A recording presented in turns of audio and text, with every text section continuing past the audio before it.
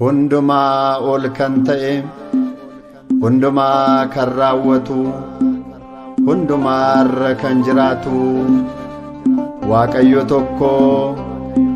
innis abbaa hunda keenyaati. Efesoon 3:14.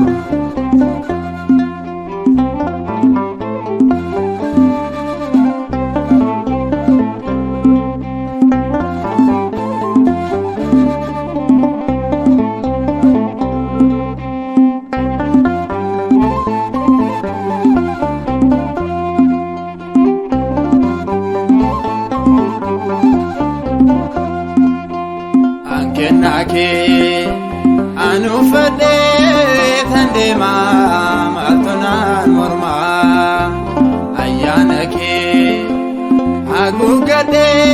tandema maltonan morma abagari gocha ke nima yomutana nolma ke nima ankenna ke anu fade tandema maltonan morma ayana ke agugade tandema maltonan morma abagari gocha ke nima yomutana nolma ke nima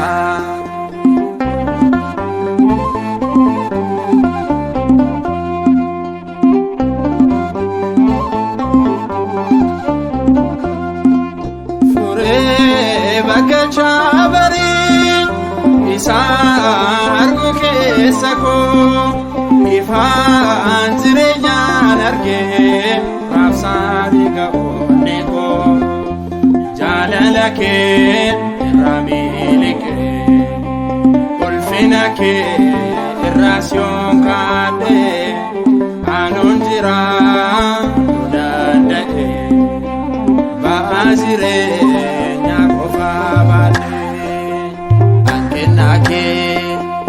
anu fade tandema maltonan morma ayana ke agugade tandema maltonan morma abagari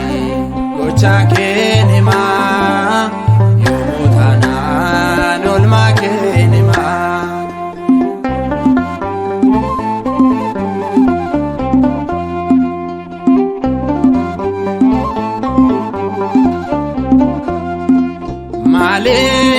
simadalure ya sami bojite surra kilfata sana adunya da oljite dokopiko na dokopsate waransa ko tifsiti dige tarremota mafana bare ijar sarka ke ofindike ankenna ke anu fade tandema maltonan morma ayana ke agugade tandema maltonan morma abagari gocha ke nima yomutana nolma ke nima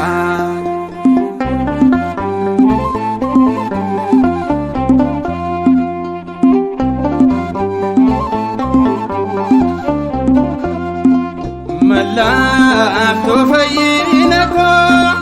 duwwaan ko singutame jabina sagaleke dachiif samin futame kumota keessa yoon jiru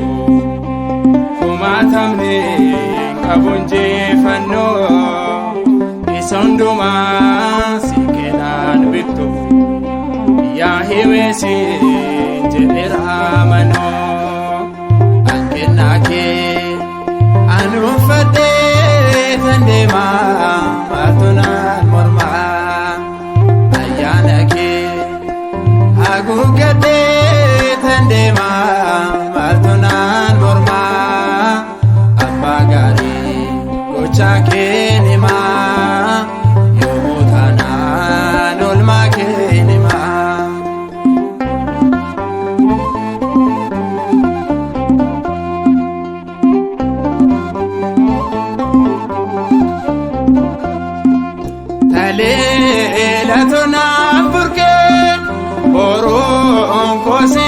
kennume dhibaaf natti lolaaste sit galataaf na uume umuriin koo tajaajila keef jilbii koos maala kan keetiif aangoon qabu an ofirratti atonni koo keessa naafifi an kennaa kee an uffadhee tan deemaa maaltu naan mormaa ayyaana kee haguuggadhee tan deemaa maaltu naan mormaa abbaa gaarii gochaa kee nimaa yoomuu taanaan olmaa kee nimaa an kennaa kee an uffadhee tan deemaa maaltu naan mormaa ayyaana kee haguuggadhee tan deemaa maaltu naan mormaa abbaa gaarii gochaa kee nimaa yoomuu taanaan olmaa kee nimaa. Nu kaasee kan nu jalqabsiisee kan nu xumursiise galanni haa ta'u Waaqayyo tokko kan ta'an Abbaaf Ilmaaf Hafuura Qulqulluuf bara baraan Ameen.